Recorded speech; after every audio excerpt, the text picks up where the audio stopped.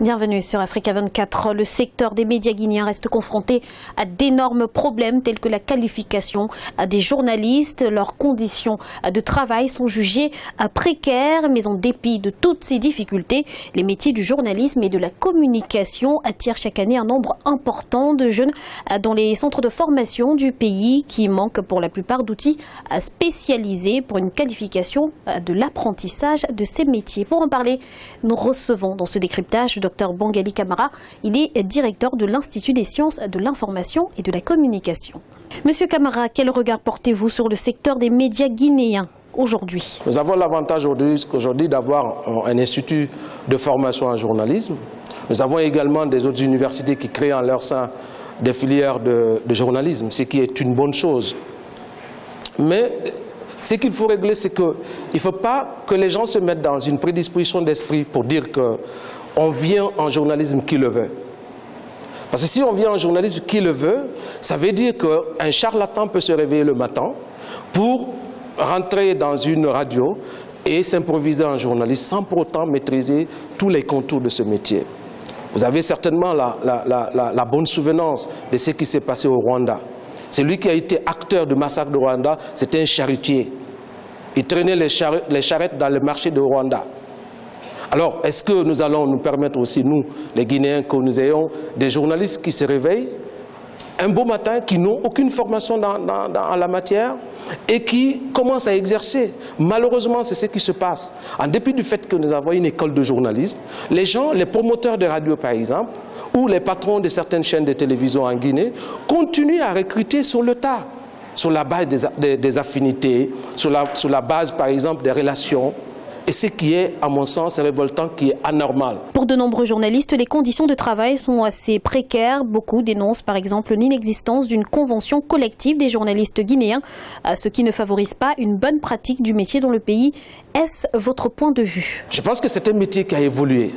Je pense qu'on est tous d'accord que le journalisme, c'est un métier. Le journaliste a sa raison d'être dans une société. Parce qu'on parle aujourd'hui de démocratie. Qui parle de démocratie, parle de la liberté d'expression. Et la liberté d'expression est incarnée par qui?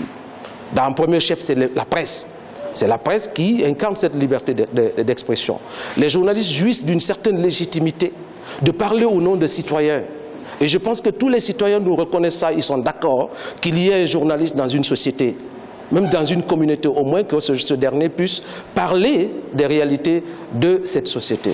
Si tel est le cas, nous devons en ce moment créer les conditions minimum d'exercice de ce métier.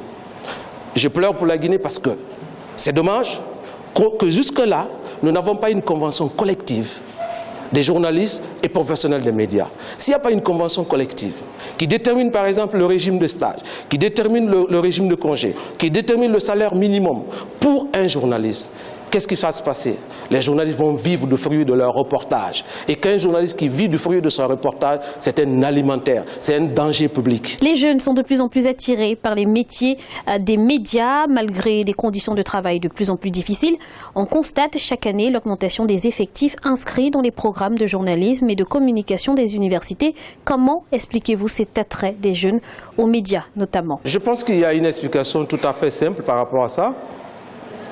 Vous savez, actuellement, le marché de l'emploi, surtout en Guinée, en ce qui concerne les médias, il y a beaucoup plus de radios, il y a des chaînes de télévision aussi qui s'installent. Et naturellement, qui parle de radio, qui parle de télévision, il y a un volet montage son, montage audio.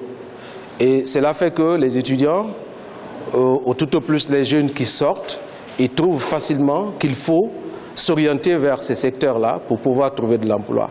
Et mieux que cela, c'est que vous savez, pour avoir par exemple, si vous avez par exemple les acquis nécessaires en termes de montage, en termes soit de montage audio, montage visuel, il y a qu'aujourd'hui, avec la technologie actuelle, si vous avez votre ordinateur, vous pouvez vous-même vous installer et vous travailler, n'est-ce pas, dans ce secteur-là, sans pourtant vous faire employer par des organes d'information ou par exemple des chaînes de télévision.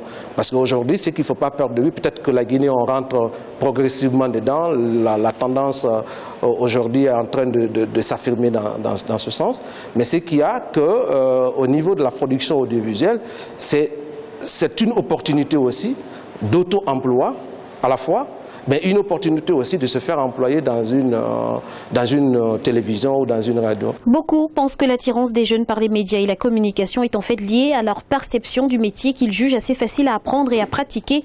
Qu'en pensez-vous? Le problème fondamental que nous avons dans notre pays, c'est la perception qu'on a de ce métier. Les gens pensent toujours que nous avons affaire à des journalistes de moyen âge.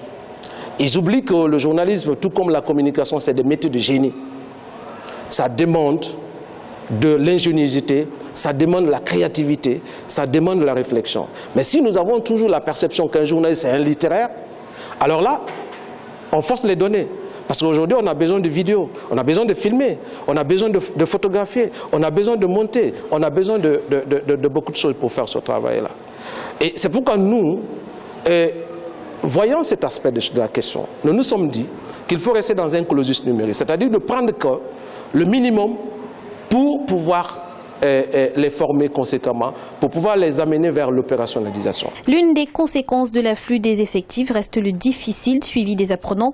Êtes-vous confronté à cela au sein de votre institut dans les 2 programmes de formation que vous proposez, à savoir journalisme et communication? Les conditions idéales d'apprentissage de ces métiers-là, aussi bien en journalisme et en communication, l'effectif c'est 50 étudiants qu'on peut répartir en 2 groupes pédagogiques de 25-25.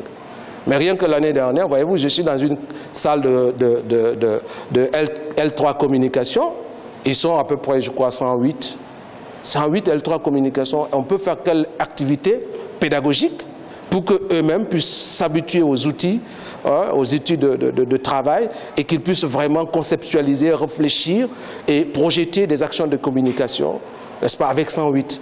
Et quel est le professeur qui pourra avoir tout le temps de contrôler le travail de tous ceux-ci-là? Ça nous pose énormément de problèmes, ce qui est quand même très grave. Cependant, au niveau des journalistes, là quand même on parvient vraiment à les contenir, parce que je suis dans une fourchette de 50 à 75, c'est ce que je respecte, mais la communication, quoi qu'on parle, il y a souvent des effectifs pléthoriques qu'on nous envoie.